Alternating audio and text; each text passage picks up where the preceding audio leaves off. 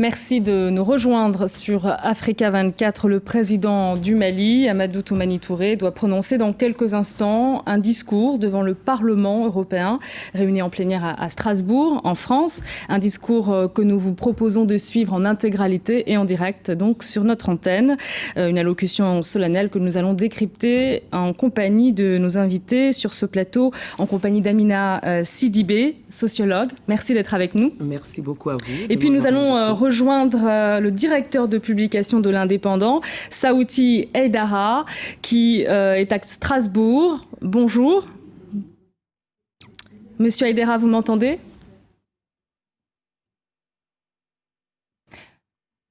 Voilà, donc on va le rejoindre un petit peu plus tard. Madame Sidibé, donc merci de nous accompagner sur ce plateau. Nous allons donc suivre dans un instant le discours du président malien, un discours qui intervient dans un contexte particulier, au lendemain donc du coup d'envoi des festivités du cinquantenaire de l'indépendance au Mali. Je vous remercie, madame, de m'avoir invité pour cette bonne occasion, parce qu'effectivement, le fait que le président de la République du Mali, M. Toumani Touré, Amadou Toumani Touré, soit invité à Strasbourg n'est pas quand même un geste anodin, dans la mesure où, comme vous le savez, 14 pays d'Afrique, des anciennes colonies, sont en train de célébrer cette année leur accession à l'indépendance. Et c'est vrai qu'il y a juste quelques jours, le Mali a fait l'ouverture à Logo-Sabo-Siré, dans la région de Caille, des festivités de son cinquantenaire. Et je pense que le fait également que M. Amadou Toumani Touré soit invité à Strasbourg n'est pas non plus un geste anodin, dans la mesure où, comme vous le savez, sur le plan international, c'est un président quand même qui est beaucoup apprécié par ses actions, aussi bien politiques, sociales, économique et sanitaire. Parce que... Alors jusqu'à présent, seuls 2 chefs d'État africains se sont exprimés devant le Parlement européen en plénière. Il s'agit des présidents égyptiens et algériens, Hosni Moubarak et Abdelaziz Bouteflika. À votre avis, comment est-ce qu'on peut interpréter cette invitation du président malien par l'Union européenne ? Je pense que le Mali, aujourd'hui, d'abord, il faut situer le Mali dans le contexte africain, parce que le Mali, comme vous le savez, est un grand pays d'histoire et de culture. Et d'autre part aussi, le Mali est sur la scène politique aujourd'hui à cause du problème qui sévit dans le nord du Mali, le problème des salafistes d'Al-Qaïda, et qui préoccupe le monde entier aujourd'hui par rapport à tout ce qui se passe aussi dans d'autres régions du monde, à savoir l'Afghanistan, à savoir l'Irak et tout. Et le fait également que M. Touré a quand même, comme je l'ai dit tantôt, s'est fait distinguer de par sa politique de promotion, vous voyez, économique, sociale et culturelle par rapport à beaucoup de pays d'Afrique et par sa démocratie, parce qu'il y a une réelle démocratie aujourd'hui au Mali. Et ce qui étonne toujours le monde, c'est de voir un général à la tête d'un pays et qui ne parle que de paix. Vous savez, tout ça s'entraîne. Mais sur cette question sécuritaire et de lutte contre le terrorisme, puisque c'est de cela dont il est question, est-ce que le président malien doit convaincre l'Union européenne de sa réelle volonté de vouloir lutter contre le terrorisme ? Est-ce qu'il a des choses à prouver ? Moi, je pense que le président malien Amadou Toumani Touré n'a jamais cessé de dire que c'est une guerre qui ne peut être gagnée par aucun pays, parce qu'il faut replacer justement cette guerre contre le terrorisme dans son contexte. Vous savez que la bande sahélo-saharienne quand même regroupe pas mal de pays. Il n'y a pas que le Mali. Il y a beaucoup de pays qui sont impliqués dans cela et qu'il n'y a pas une stabilité de l'Al-Qaïda dans une région ou dans une autre. Ils sont entre beaucoup de pays. Et le président malien l'a expliqué également, malheureusement, dans le contexte actuel, aucun pays ne peut dire seul qu'il peut convaincre ou vaincre l'Al-Qaïda. Donc le Mali est obligé, puisque malheureusement on prend les otages dans les pays voisins pour venir les exécuter au Mali, ce qui ne donne pas une bonne image de notre pays, le Mali. Et là, le président est obligé effectivement de convaincre ses pairs de l'aider dans sa stratégie de lutte contre l'Al-Qaïda. Et cette stratégie passe aussi bien par la coordination de tous les pays impliqués. On va revenir sur cette question, voilà. Mais je vous propose tout de suite de joindre donc le directeur de publication de l'Indépendant, Monsieur Saouti Aidara. Vous m'entendez, Monsieur Aidara? Oui. Alors, on attend évidemment l'intervention, l'allocution solennelle du président malien Amadou Toumani Touré devant le Parlement européen. Quelle est la portée de cette allocution? Je pense que l'allocution que le président va prononcer dans un instant, il vient d'ailleurs de faire son entrée dans la salle, aura une portée extrêmement importante pour le Mali. Voilà, le président vient d'entrer dans la salle en compagnie du président Bouzek, le président du Parlement européen. Et donc, le discours qu'il va prononcer dans un instant va s'articuler autour de thèmes majeurs comme la coopération entre l'Union européenne et le Mali. Voilà, vous entendez les applaudissements dans la salle. Le président ou les deux présidents s'apprêtent à s'installer, à s'asseoir, et la cérémonie va bientôt commencer. Et donc, l'allocution présidentielle va s'articuler autour de thèmes majeurs comme la coopération. Voilà, Monsieur Aidara, je vous propose de suivre, on va suivre en direct donc son discours et puis on vous retrouve juste après. D'accord, très bien. Voilà, un discours qui ne devrait pas tarder à débuter et on va écouter l'hymne.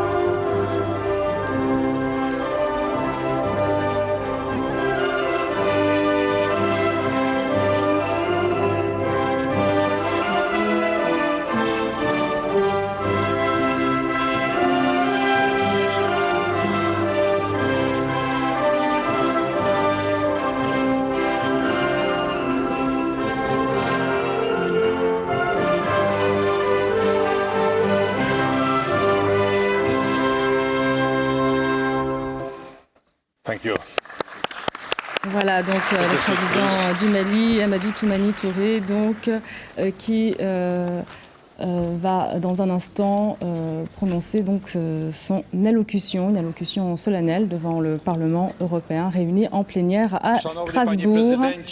Szanowna Pani Prezydentowo, Ekscelencje, koleżanki i koledzy posłowie, Panie Komisarzu, Panie Ministrze, to dla mnie wielka przyjemność przedstawić Państwu dzisiaj Jego Ekscelencję Amadou Toumani Touré, prezydenta Republiki Mali i jego małżonkę. Nie pierwszy raz. Voilà, Madame Aidara, on a vu l'arrivée du président. Madame Sidibé, pardon, on a vu l'arrivée donc du président malien. Son accueil en dit long donc sur la portée de cette présence au sein du Parlement européen aujourd'hui. Il a appliqué depuis qu'il est venu au pouvoir. Il faut dire aussi que c'est un homme de paix, comme je l'ai dit. Un homme concret. Et moi, j'ai l'habitude de l'appeler le bâtisseur parce qu'il est en train de changer complètement le visage socio-économique du Mali aujourd'hui. Et en même temps, c'est un homme d'ouverture parce que c'est un homme qui s'est ouvert au monde entier. Il a son bâton de pèlerin, il se déplace un peu partout. Et je pense également qu'il est en très bon terme avec la communauté économique européenne, effectivement, qui finance pas mal de ses projets et qui ont même récemment financé des projets sanitaires. Est-ce qu'il fait figure d'un modèle de bonne gouvernance pour l'Union européenne qui conditionne souvent son aide à cette bonne gouvernance? Je pense que si le Mali aujourd'hui, puisque je me suis hasardé un jour à faire la lecture du classement des États, le Mali est avant la France au niveau de la liberté de la presse. Ce qui est étonnant, on ne le dit pas souvent. Le Mali est classé parmi les 5 premiers, la France est dans les 100. Donc ça prouve que le Mali est en avance. Et c'est vrai que c'est un homme qui est vraiment, vraiment attaché à la liberté de la presse. C'est un homme également qui est attaché à la paix sociale, à la paix même militaire. Puisque pour une petite anecdote, il m'a dit une fois, l'argent que j'utilise pour aller faire de la guerre, dans le Nord, je préfère l'investir dans le développement du pays. C'est vous dire l'esprit de l'homme, et je crois que c'est ça qui est apprécié sur le plan international. Alors, on évoquait tout à l'heure les thèmes que le président Amadou Toumani Touré peut évoquer dans son discours. On parlait de la question sécuritaire dans la région sahélo-sahélienne, mais il y a aussi d'autres thèmes, notamment la coopération entre le Mali et l'Union européenne. Je pense que cette coopération va très bien. J'ai suivi un peu, comme je l'ai dit, parce qu'il y a quand même une délégation de l'Union européenne qui est installée au Mali et qui travaille bien avec le gouvernement du Mali, avec des résultats dans la transparence. Parce que, bon, comme vous le savez maintenant, quand on investit même un centime, il faut montrer la preuve que le centime a été bien placé. Et le Mali qui a les faveurs du Fonds européen de développement. Exactement, parce que le Mali s'est engagé quand même dans une construction, si vous voulez, économique, qui fait que le Mali seul ne pourra jamais financer cela. Et la communauté européenne ayant reconnu l'avancée sur bien des plans du Mali dans son modèle de développement, est en train de l'accompagner effectivement. Je pense que vraiment il y a un vrai deal maintenant entre la communauté et le Mali. Alors, le président malien devrait rendre son tablier à la fin de son mandat en 2012. Il ne va pas tarder à s'exprimer, donc on va le suivre dans un instant. Le voilà. Je vous propose donc de suivre son discours en direct donc sur Africa 24, un discours prononcé donc à Strasbourg devant le Parlement européen. On l'écoute et puis on revient en plateau ensuite. Je vous remercie. Du Parlement européen, Monsieur le Président de la Commission européenne, Madame la haute représentante pour les affaires étrangères et politiques de sécurité, Monsieur le commissaire au développement, honorables députés européens, honorables députés du Mali. Je voudrais tout d'abord vous féliciter, Monsieur le Président, pour votre élection à la tête du Parlement européen. Mais je voudrais surtout, et encore, remercier chaleureusement les présidents des groupes politiques de l'ensemble des parlementaires européens de m'avoir offert le privilège de venir aujourd'hui partager avec vous d'abord ma vision sur quelques grands défis auxquels mon pays et même l'Afrique sont confrontés et surtout insister sur les efforts qu'il déploie au quotidien pour apporter des solutions idoines. Mesdames et Messieurs les députés, le Mali couvre une superficie de 1 240 000 km² et situé au cœur de l'Afrique de l'Ouest, avec 7 pays frontaliers et 7 000 km de frontières. Pays de vieille civilisation, doté d'un patrimoine culturel riche et varié, la prestigieuse histoire du Mali pourrait se raconter à travers quelques faits, repères et symboles. À leur nombre, je vais citer la charte de Kouroukan-Fouga, adoptée il y a 776 ans, à la fondation de l'Empire du Mali, par Soundiata Keïta en 1236. La charte de Kouroukan-Fouga avait tous les attributs d'une constitution. Il codifiait l'organisation du pouvoir, les limites et les obligations, la défense des droits humains et des libertés publiques, la protection des activités professionnelle des personnes et leurs biens. Un des articles était ainsi libellé, je cite, « La personne humaine est sacrée et inviolable », proclamant ainsi avec quelques siècles d'avance ce qui allait devenir un principe clé des constitutions démocratiques modernes. Dans le haut lieu de l'expression de la démocratie qu'est le Parlement européen, cette évocation m'a paru importante. L'histoire du Mali, c'est aussi Tombouctou, la ville mystérieuse, la ville de 333 saints, qui comptait déjà au XVIe siècle 25 000 étudiants venus de nombreux pays écouter les savants à l'ombre de la vénérable mosquée de Sankoré et son complexe universitaire.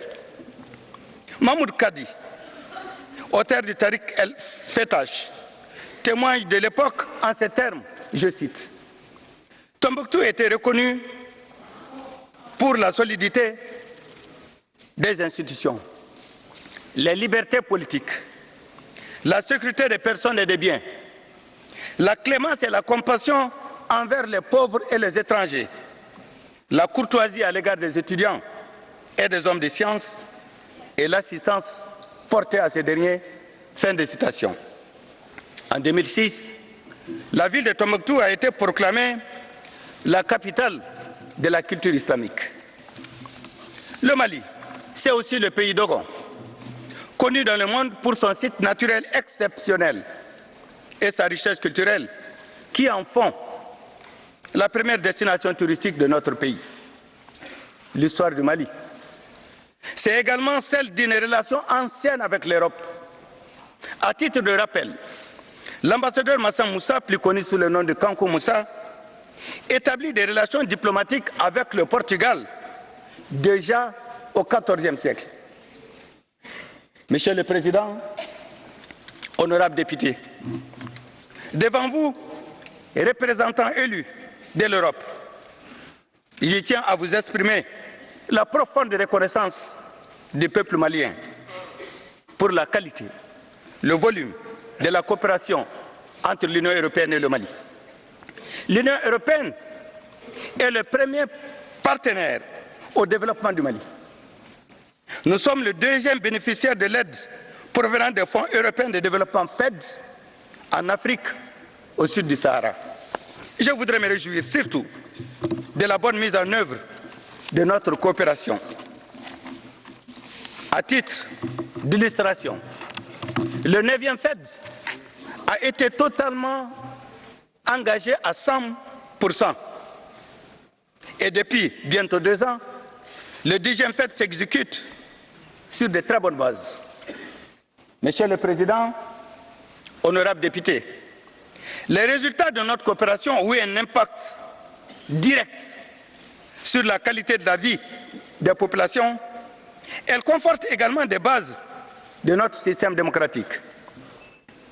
Entamé suite à des événements ayant conduit au coup d'État du 26 mars 1991, le processus de démocratisation au Mali a été marqué par quelques étapes clés, parmi lesquelles la transition démocratique du 26 mars 1991 au 8 juin 1992, conduite à son terme dans les délais et le respect des engagements souscrits. À l'issue de 14 mois de transition, des élections libres et démocratiques ont été organisées en 1992. 10 ans après, en 2002, j'ai été élu à l'issue d'un scrutin présidentiel qui marque la première alternance démocratique dans la sérénité au Mali. Mesdames et messieurs, après mon élection, j'ai proposé à la classe politique malienne une gestion consensuelle du pouvoir dont la philosophie était essentiellement et tenait essentiellement à cette formule: gouverner ensemble dans le respect de nos différences. La singularité de l'expérience malienne réside dans le fait qu'elle n'est découlée d'aucune crise post-électorale. Elle est une démarche consciente, volontaire, sur la nécessité d'une mise en commun des efforts des forces politiques sociale et associative au service du développement du Mali. Dans ma vision, le pouvoir doit être plus un facteur de cohésion que de division, et cela dans le respect de toutes les libertés fondamentales. Il convient de souligner que le consensus politique que nous avons adopté ou que j'ai proposé ne signifie pas unanimisme. Le consensus implique plutôt la notion de compromis. Le consensus politique au Mali est une tentative avancée dans la construction de ce nouveau système politique en devenir en Afrique, à savoir les larges coalitions gouvernementales. L'expérience malienne a regroupé l'ensemble des forces politiques autour de la vision d'un président élu indépendant.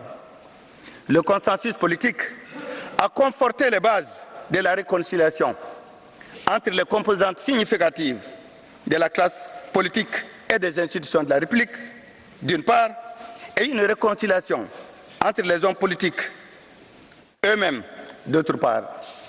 Monsieur le Président, honorables députés, c'est dans le même esprit de consensus que nous avons engagé une réflexion sur la consolidation de la démocratie au Mali.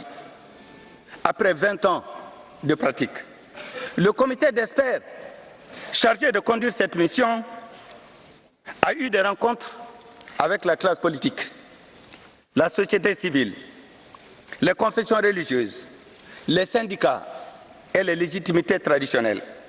Les réformes proposées à l'issue de ces concertations visent d'abord à corriger les lacunes et les insuffisances que nous avons révélées par la pratique institutionnelle, obtenir une forte participation des citoyens aux élections et réduire le coût des consultations électorales, renforcer les capacités des partis politiques, élaborer un statut de l'opposition et du chef de l'opposition.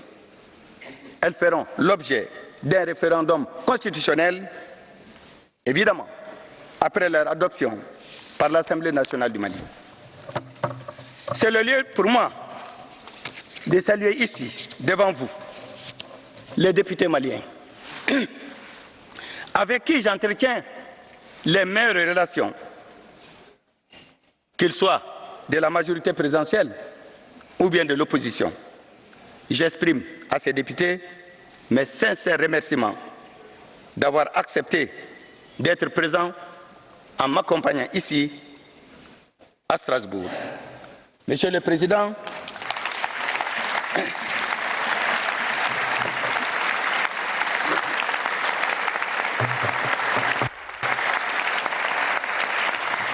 Monsieur le Président, honorables députés, l'évolution politique et institutionnelle du Mali fera toujours une place de choix à la décentralisation. Je voudrais rappeler que nos grands empires, et nous en avons connu beaucoup, depuis le Xe siècle, tous ces empires étaient décentralisés. Donc chez nous, la décentralisation est un fait. Les approches originales de décentralisation conçues et mises en œuvre au Mali s'appuient sur des facteurs suivants. D'abord, le socle d'une volonté politique en harmonie avec la conviction que la décentralisation ne peut être réussie sans la déconcentration, et cela par étapes successives. Elle ne peut être réussie sans l'élaboration et la mise en œuvre des réformes conséquentes en vue d'améliorer la gouvernance économique et sociale, et surtout locale. Elle ne peut se réussir sans la poursuite et l'accompagnement de l'Union européenne au plan financier et surtout au plan technique. Le projet d'appui à la réforme administrative et le programme de développement institutionnel ont tous les deux bénéficié de l'appui européen. Ils concourent à une meilleure organisation de l'État et à la modernisation de son administration en renforçant les capacités de celle-ci. Le Mali compte 703 communes urbaines et rurales, 49 cercles, 8 régions et 1 district, qui sont administrés par des conseils communaux, des conseils de cercle et des assemblées régionales. Un haut conseil de collectivités territoriales permet d'assurer la représentation nationale de nos entités décentralisées. La création d'un Sénat est envisagée dans les réformes politiques proposées pour approfondir notre processus de décentralisation. Pour appuyer le développement local, un instrument financier original dénommé Agence nationale d'investissement des collectivités territoriales ANICT a permis de réaliser de nombreux équipements collectifs et surtout d'offrir des services sociaux de base à nos populations. Monsieur le Président, honorables députés, devant cette auguste assemblée, j'ai souhaité aussi aborder la thématique de l'immigration. Les questions de migration nous concernent tous, car elles revêtent pour chacun de nous, chacun de nos pays, une dimension multiple, qui réunit dans une même problématique des questions démographiques, économiques, des considérations sociales, humanitaires et des préoccupations identitaires et sécuritaires. Il s'agit pour nous, aujourd'hui, de trouver des domaines d'intérêt partagés et des incitations qui seront de nature à faire des migrations une contribution à la croissance générale et au bien-être global de nos deux continents. Tel est le défi que nous avons face à nous. La fuite des cerveaux constitue le coût le plus significatif de la migration pour les pays africains, compte tenu du stock limité de personnel qualifié dans de nombreux domaines, dont l'éducation, mais surtout la santé. Selon l'Organisation internationale pour la migration, l'OIM, 40% des pays africains ont 35% ou plus de leurs diplômés universitaires qui résident à l'étranger. Mais ne nous y trompons pas. L'immigration des Africains se fait d'abord et surtout et avant tout en Afrique. Sur 1 milliard d'Africains estimés, à peine 2 millions d'Africains au sud du Sahara vivent en Europe.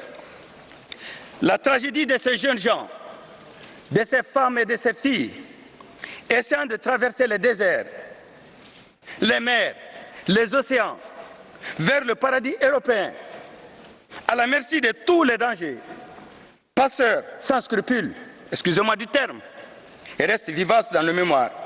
Combien sont-ils morts de soif? Combien sont-ils morts au fond des eaux et disparus? Aucune statistique ne saurait l'établir. Pour prendre l'exemple de mon pays,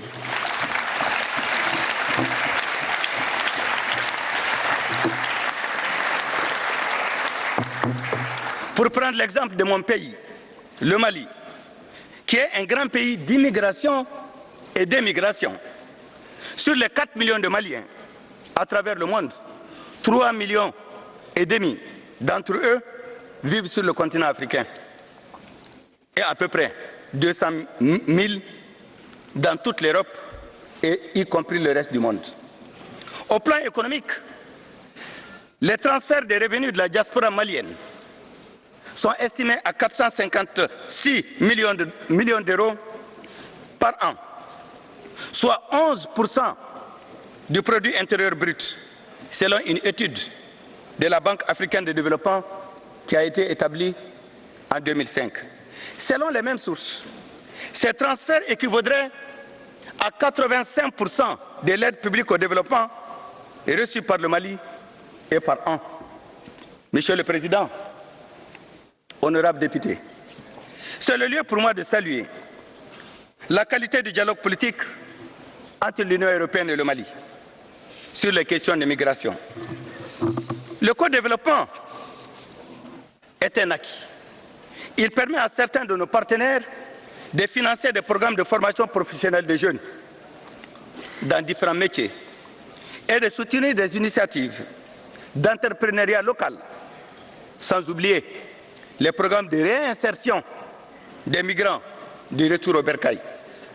Le dialogue politique sur la migration entre l'Union européenne et l'Afrique de l'Ouest nous a permis d'engager une expérience pilote avec la création à Bamako du Centre d'information et de gestion des migrations, ayant pour mission l'amélioration de la connaissance et de phénomènes migratoires, l'accueil, l'information et l'orientation et l'accompagnement des migrants potentiels et des migrants de retour à la maison, l'information sur les conditions juridiques de la migration et la sensibilisation de la population pour la prévention de la migration clandestine, mais aussi la valorisation du capital humain, financier et technique des Maliens de l'extérieur. Monsieur le Président, honorables députés, la question de sécurité représente un volet important de nos échanges avec l'Union européenne. Il est donc opportun de vous entretenir de la bande sahélo-sahélienne, une menace collective désormais, y compris pour l'Europe aussi. Couvrant une superficie de 8 millions de kilomètres carrés, soit un quart du continent africain, qui s'étend de la Mauritanie au Soudan, en passant par le Mali, le Burkina Faso, le Niger, l'Algérie, la Libye et le Tchad. La bande sahélo-sahélienne connaît une densité au kilomètre carré presque nulle.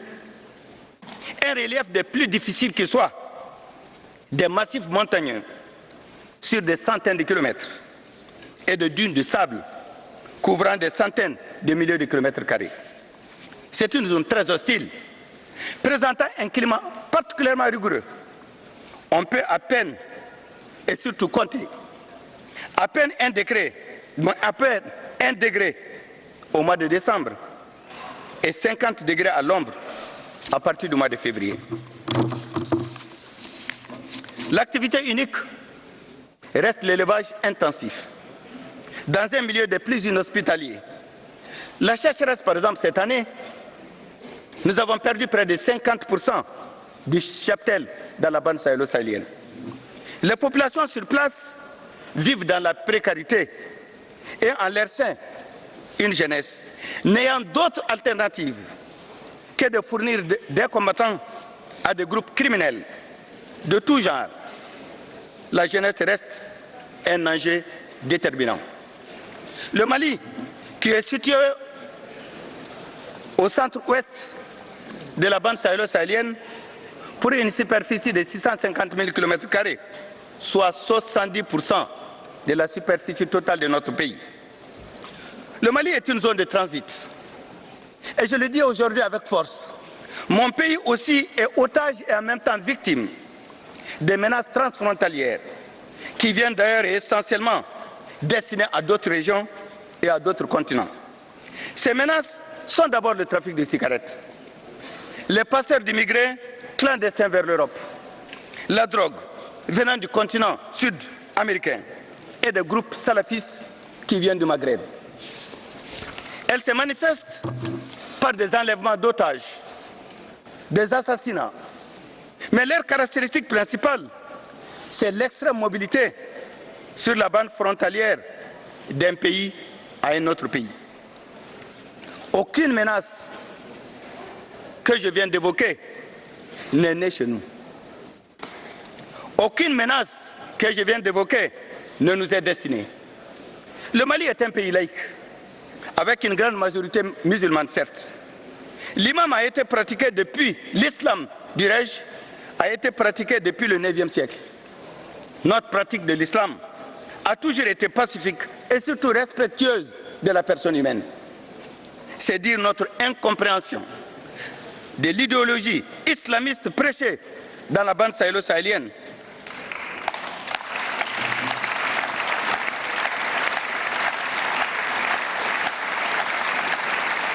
C'est-à-dire notre incompréhension de l'idéologie islamiste prêchée dans la bande sahélo-sahélienne, son impact religieux est encore peu significatif. Mais pour combien de temps? C'est là la question qui se pose à nous. Honorables députés, mesdames et messieurs, le pays de la zone sahélo-sahélienne, dont le Mali, déploie depuis longtemps des efforts tant sur le plan humain, sur le plan matériel que financier, pour endiguer le phénomène de l'insécurité, dont le caractère transnational prend des proportions, il faut le dire et reconnaître, de plus en plus inquiétantes. L'ampleur du phénomène est telle qu'elle justifie la définition et l'adoption par le Mali d'une politique nationale de lutte contre l'insécurité et le terrorisme dans la bande sahélo-sahélienne.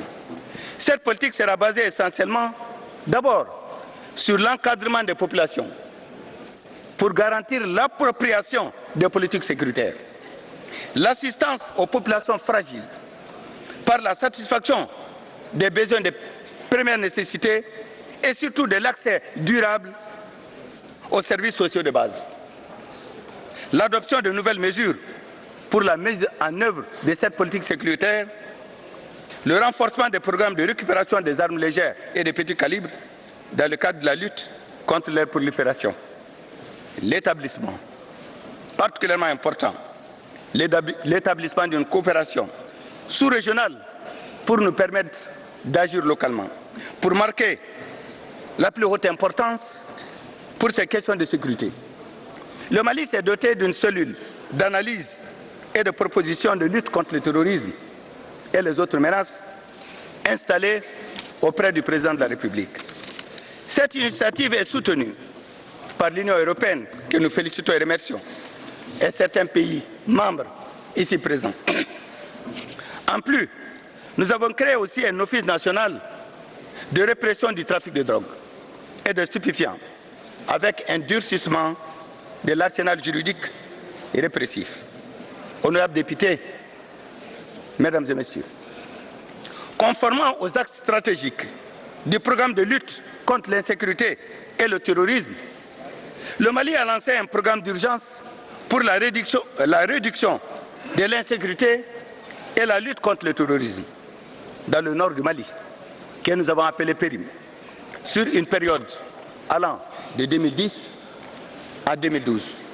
L'objectif global du PERIM est de réduire de manière significative, voire de supprimer complètement les causes de l'insécurité dans le nord du Mali, par la mise en œuvre d'actions vigoureuses en matière de sécurité et surtout, j'insiste, de développement communautaire.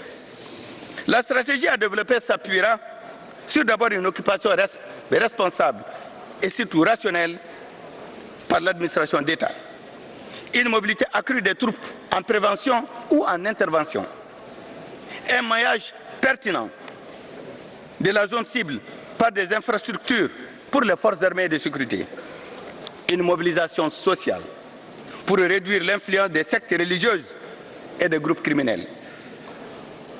Dans le financement du programme d'urgence, le gouvernement de la République du Mali et les collectivités locales prendront en charge, pour ce qui nous concerne, le personnel, le fonctionnement, les équipements administratifs, sociaux et collectifs. Une gestion du projet sera assurée par une structure ad hoc, sous la forme d'une administration de mission, capable de recevoir des ressources d'un appui budgétaire sectoriel et d'assurer la coordination entre plusieurs intervenants et plusieurs départements ministériels. Mesdames et messieurs,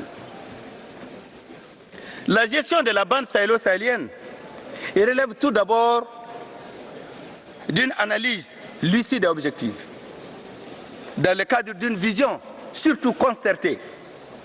C'est le sens que déjà en 2006, j'ai proposé personnellement une conférence sur le développement et la paix dans la bande sahélo-sahélienne. Il nous faut aujourd'hui accepter une responsabilité partagée. Aucun pays de la bande sahélo-sahélienne n'est épargné. Mais aucun pays non plus ne peut répondre seul aux différentes menaces. Il faut cependant souligner le déficit profond d'une coopération sous-régionale face à des défis transfrontaliers.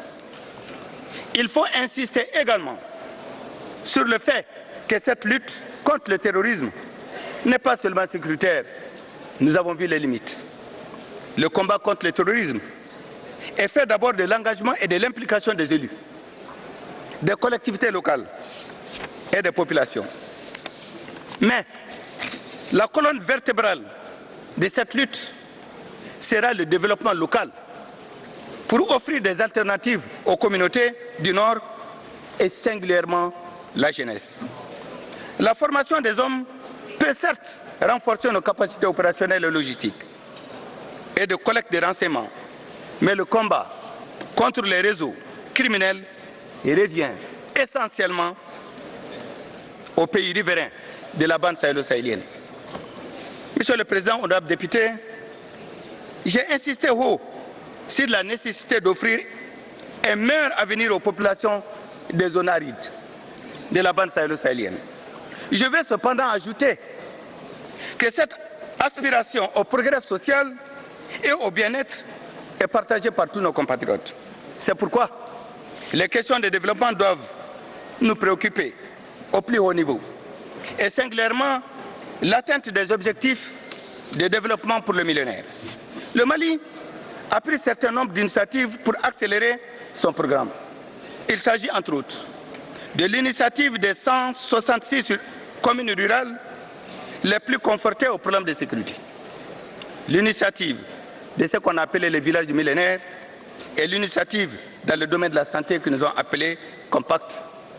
Nous sommes convaincus que tous les objectifs ne seront pas atteints, mais nous avons réalisé des progrès significatifs, aussi bien au Mali qu'en Afrique, en matière de scolarisation, des réductions de taux de prévalence du sida et surtout de l'accès à l'eau potable.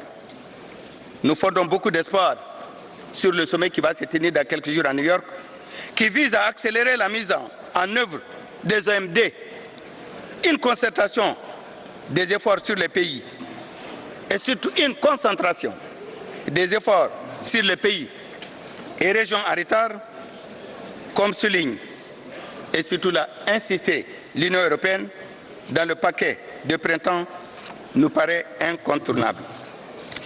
Monsieur le Président du Parlement européen, Monsieur le Président de la Commission européenne, Madame la haute représentante des affaires étrangères et de la politique de sécurité, Monsieur le Commissaire au développement, honorables députés européens, honorables députés du Mali. Le Mali qui fêtera dans 2 semaines le 50e de son accession à l'indépendance. Je voudrais pour mémoire évoquer que c'est la République fédérale d'Allemagne qui a été le premier pays à reconnaître le Mali 2 jours après notre indépendance, c'est-à-dire exactement le 24 septembre 1960.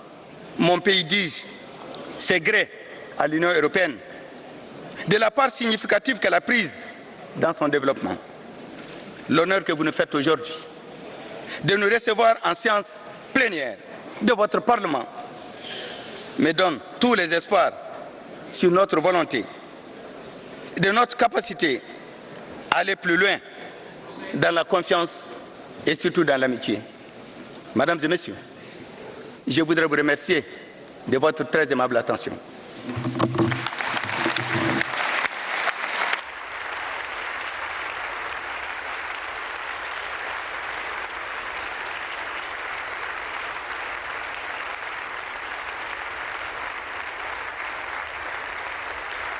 Le président du Mali en direct sur Africa 24, le président Amadou Toumani Touré, qui s'est donc exprimé à Strasbourg devant les députés du Parlement européen. Vous l'avez donc entendu en direct et on accueille sur ce plateau M. Séga Doucouré, membre du Conseil économique et social. Merci d'être avec nous. Merci à vous. Et puis toujours avec nous, Madame Amina Sidibé, sociologue. Alors, première question, que retenez-vous de ce discours ?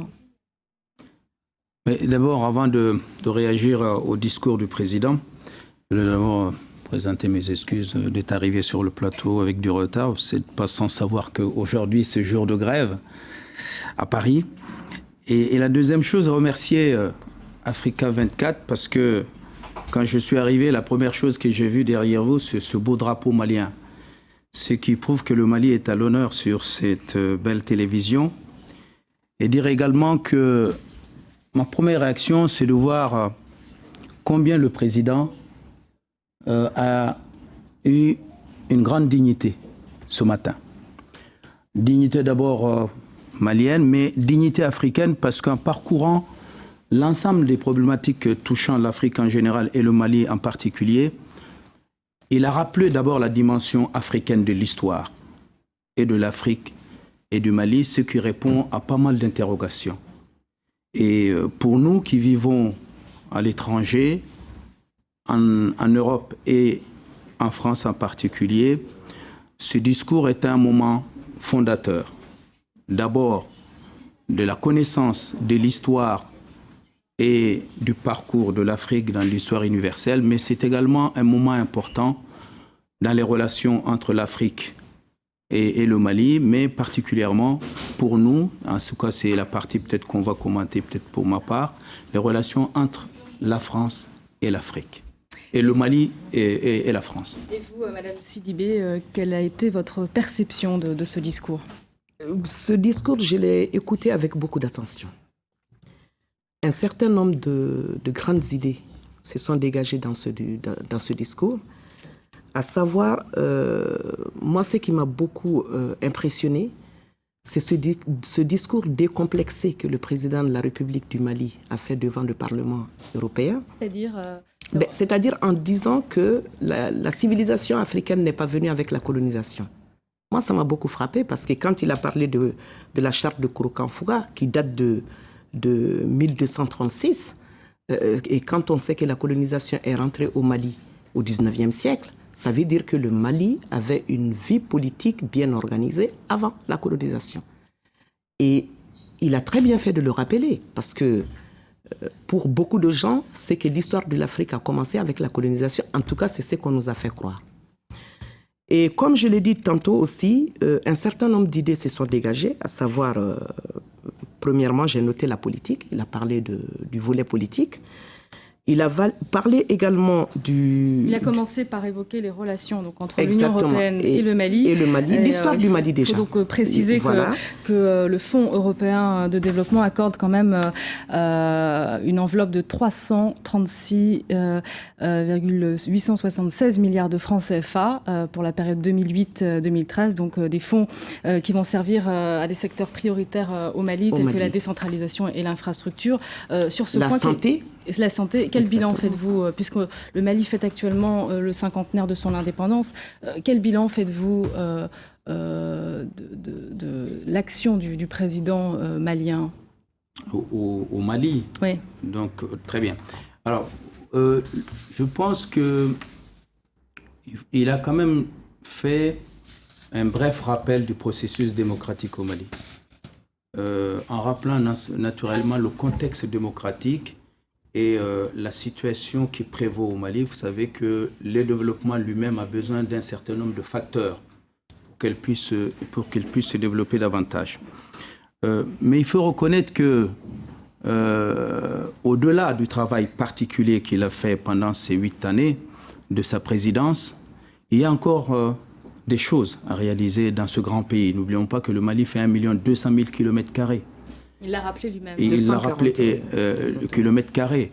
Et qu'il y a une population qu'il faut encore toucher davantage dans son développement économique, social, culturel.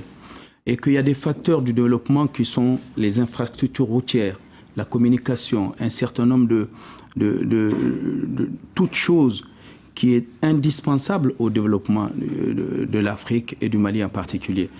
Naturellement, c'est vrai que quand on rentre dans la capitale et dans certaines grandes capitales régionales, on voit que le développement continue. Mais je pense qu'on a encore besoin de temps pour que ces milliards qui arrivent dans nos pays, et au Mali en particulier, puissent trouver leur impact dans nos différents villages. Et nous y reviendrons. Heureusement qu'il y a cette immigration que nous allons sans doute commenter et qui elle-même est beaucoup plus active que l'aide formelle de l'État et je pense que nous y arriverons à ce volet immigration. Alors, c'est vrai que, Madame Sidibé, que le président malien a également évoqué ses efforts de consolidation de la démocratie au Mali. Est-ce que le tableau dressé par le président ATT, à savoir un cadre démocratique qui permet au pouvoir, à l'opposition et à la société civile de cohabiter, est-ce que c'est conforme à la réalité au Mali ? Je pense qu'effectivement, c'est conforme à la réalité au Mali, parce que, comme il l'a si bien dit tantôt, le président ATT n'a rien inventé. Il est venu au Mali trouver déjà, comme il l'a si bien dit lui-même dans son discours, que tous les empires qui se sont déroulés au Mali ont gardé justement cet aspect de décentralisation politique au Mali. Donc il s'en est inspiré, parce que c'est un président quand même, il faut le dire à nos téléspectateurs, qui est venu avec un bilan.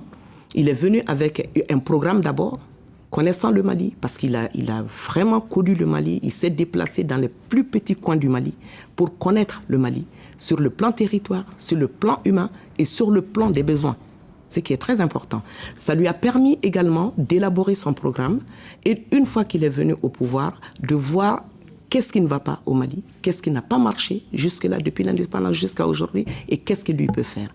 Et par rapport à ce que vous avez dit, la consolidation de la démocratie, d'aucuns sait aujourd'hui qu'au Mali, la démocratie est bien implantée. Bien implantée parce qu'il a inventé aussi une sorte de gouvernance politique qui s'appelle le consensus, et dont il en a parlé, et qui a beaucoup étonné d'ailleurs beaucoup de pays africains, puisque quelqu'un qui vient gouverner sans parti politique, c'était quand même unique en Afrique. Il est venu, il n'avait pas de parti politique attitré. Il s'est fait aider par les partis politiques, que ce soit de l'opposition ou que ce soit d'obédience de son programme, qui l'ont aidé. Et ce consensus aujourd'hui a montré aussi une force du Mali, à savoir que le Mali est indivisible. C'est-à-dire Est-ce que la bonne gouvernance au Mali justifie à elle seule les bonnes relations, le partenariat solide entre l'Union européenne et le Mali ? Je pense que dans son discours, si j'ai bien suivi, il a un peu parlé de ça, parce que le rapport de chaque pays individuellement pris, puisqu'il a dit que l'Allemagne fut le premier pays à reconnaître le Mali.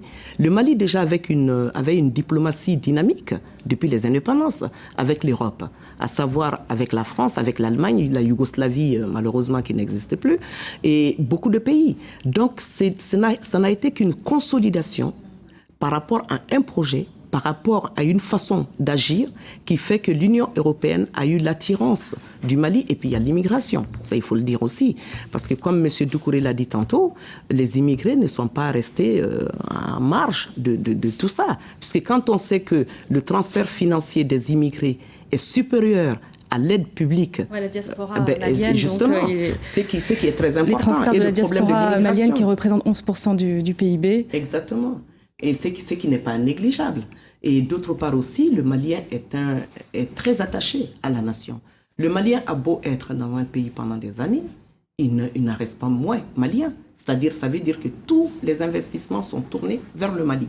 Et là, on est envié par beaucoup de pays par rapport à ça. Alors, son discours concernant l'immigration intervient dans un contexte particulier aujourd'hui au Parlement européen, où on sait la question des Roms, une question qui concerne la politique sécuritaire de la France, donc va être évoquée aujourd'hui. Donc, peut-être qu'on peut s'interroger sur la portée de son discours concernant justement cette question de l'immigration.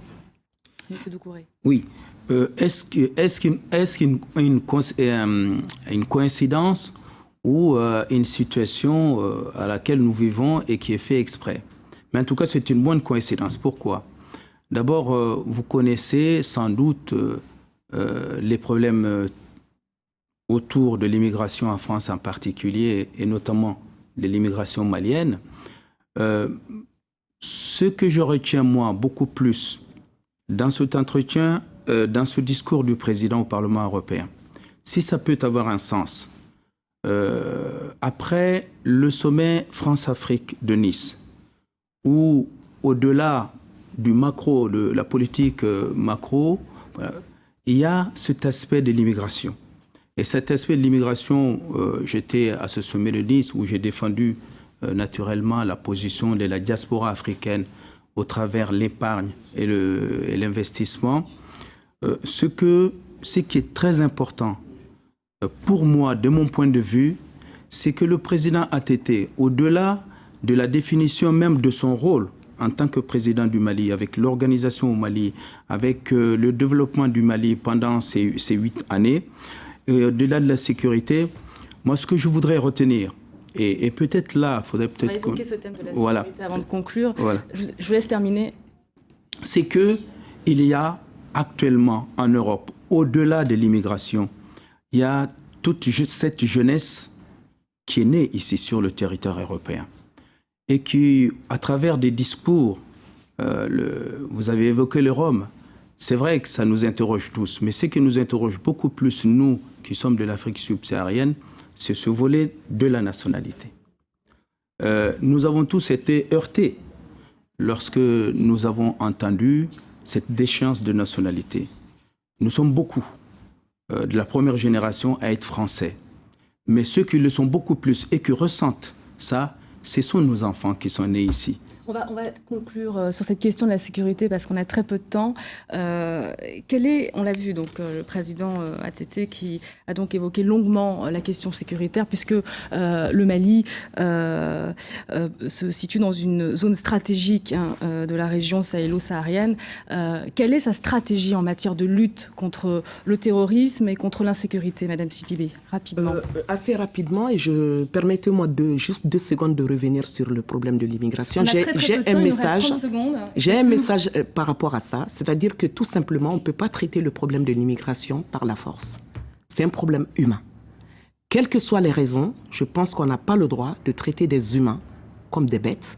Et ça, le problème des Roms, je suis scandalisée. C'est ce que je voulais dire.